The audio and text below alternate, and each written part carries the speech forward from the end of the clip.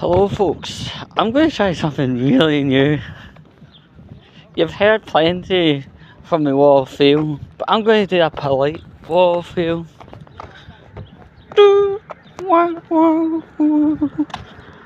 Right,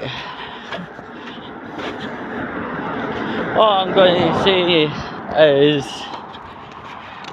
is some people ensure their kitchen gadgets, anything from blenders to washing machines, etc.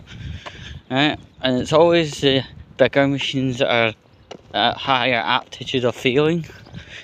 Right? And one of the appliances, the kitchen appliances, had failed now 6 calendar days in. So basically, we broke down on Friday, we phoned up and we said, oh yeah, we're coming along on Wednesday. Right, the guy came along on Wednesday. However, some underinformed character, this is what I'm trying to say, underinformed character had filled the workman's van with returned parts, and to the layman's, returned parts, or returns are called, are parts that were in various appliances, but these are the failed parts. These are the parts that have no more use to its name anymore, and all credit where it's due with the engineer, right? He tried to take our part and this returns part and put in the brushes, and basically try to replace the brushes with the motor, etc, etc. You get what I'm trying to say, you know, putting boots on the other foot, right, in metaphor. Still didn't work, and they realised by reading the box that was a returns part. Somebody had wrongly put in a returns part into his van, but there were multiple returns parts, so the van was probably that day full of return parts, right? And quite rightly, it was obviously seething about it, because that has just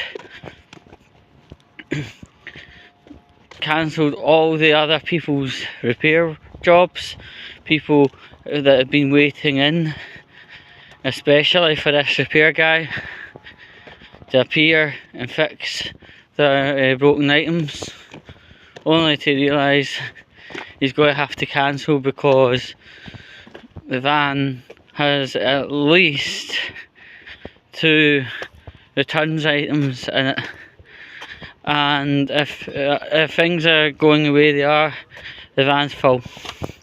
He was not happy, he had to leave, and we got a text this morning saying we're going to have to wait a further 6 days, so that would bring the wait time into 12 days, and that is not ideal. Now, with a fridge and a freezer, you're going to be okay. You might have to go to takeaway a lot to get meals, and it'll cost a lot. But with things like washers and dryers, to be honest, and the way folk generally go through towels, underwear and all that stuff, this is not on. Beyond not on, actually. And I'm wondering if I contact John Lewis and a company called Pacifica. Pacifica is the repair arm for John Lewis.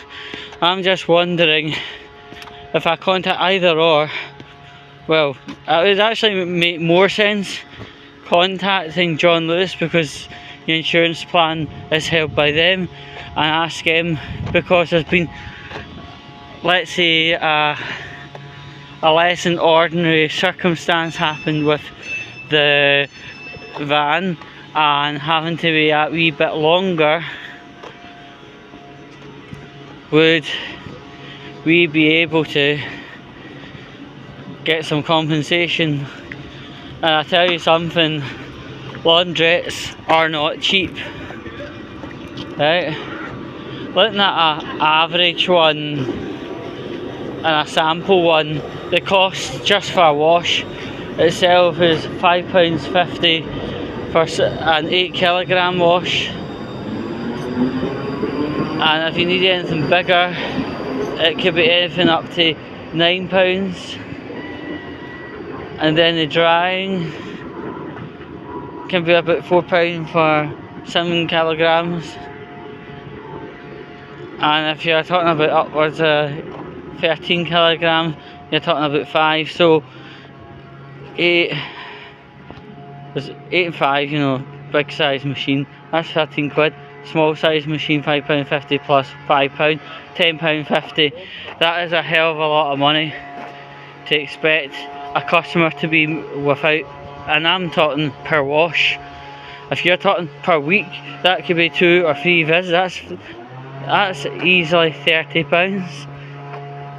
until this thing is fixed. And currently we're sitting on day 6, and there is another calendar week due to happen, so that's going to be maybe another 2 or 3 other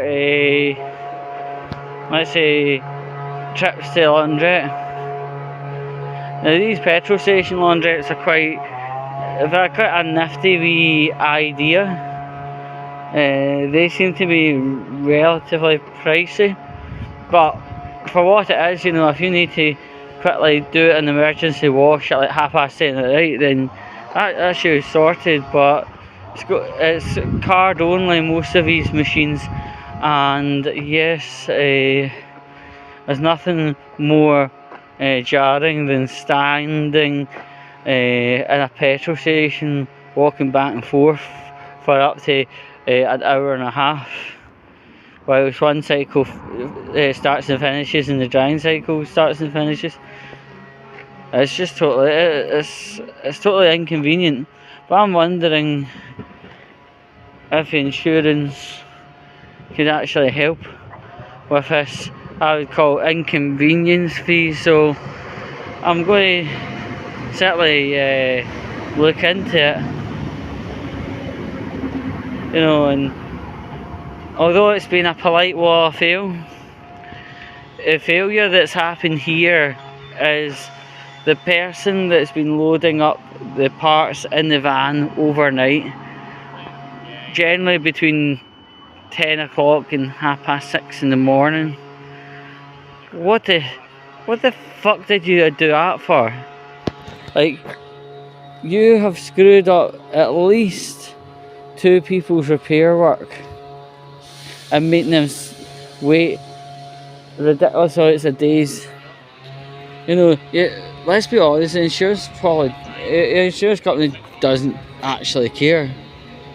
Oh yeah, there's an appointment 2 weeks into the future, and in the meantime, more or less ready to piggy bank for the laundrette, and by the time the engineer turns up, you're halfway towards prostituting yourself. It's fucking ridiculous. You're very privileged to be a part of something new. John Lewis and Pacifica, for a polite wall of fail, because some other walls of fail have actually got very, very heated indeed. And if you're watching Pacifica and John Lewis, contact us about a inconvenience type of refund of money, because we've already spent 2 times trip to the laundrette. So, you know, it's your call. If you can't get it fixed, pay us.